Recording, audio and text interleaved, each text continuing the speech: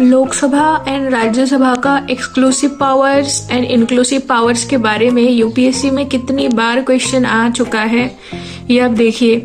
ये जो years mention है ये सारे सेट ए का है और क्वेश्चन नंबर भी मैंने साथ में लिखा है।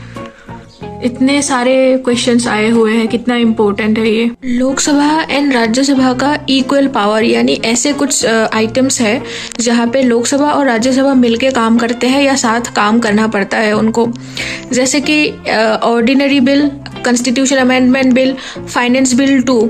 इन तीनों बिल में जो इंट्रोडक्शन और पास है ये दोनों को राज्यसभा एंड लोकसभा को मिलके काम करना पड़ता है। उसके बाद प्रेसिडेंट एंड वाइस प्रेसिडेंट के इलेक्शन में, फिर उसके बाद प्रेसिडेंट के इम्पीचमेंट में या फिर वाइस प्रेसिडेंट के रिमूवल में भी ये साथ काम करते हैं।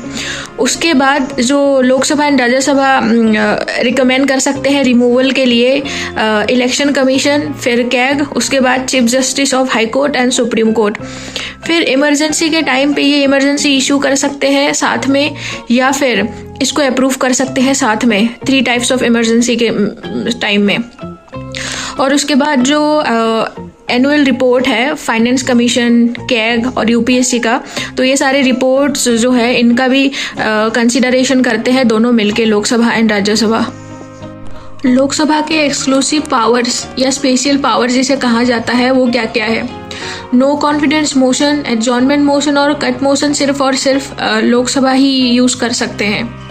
उसके बाद मनी बिल का इंट्रोडक्शन या फिर फाइनेंस बिल 1 जो है उसका इंट्रोडक्शन सिर्फ और सिर्फ लोकसभा ही यूज कर सकते हैं। उसके बाद वोट ऑन डिमांड ग्रांट्स, ये भी सिर्फ और सिर्फ लोकसभा का ही टूल है। उसके बाद स्पीकर जो है, लोकसभा के जो स्पीकर है सिर्फ और सिर्फ वही जॉइंट सिटिंग में प्रिसाइड कर सकता है। उसके बाद कौन सा बिल मनी बिल है, कौन सा बिल मनी बिल नहीं है, ये सिर्फ और सिर्फ लोकसभा के स्पीकर ही सर्टिफाई कर सकते हैं। उसके बाद एक और पावर हो गया, एक्सक्लूसिव पावर हो गया, जो लोकसभा है वो डायरेक्टली एमपीज को सस्पेंड कर सकते हैं कोई भी मोशन बिना पास किए।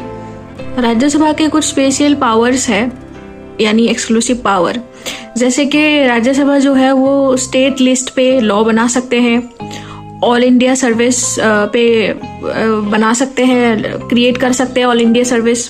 उसके बाद वाइस प्रेसिडेंट का जो रिमूवल रिजोल्यूशन है वो सिर्फ राज्यसभा यूज कर सकते हैं। उसके बाद इमरजेंसी के टाइम पे अगर लोकसभा डिसॉल्व है तो सिर्फ और सिर्फ राज्यसभा भी इसको अप्रूव कर सकते हैं।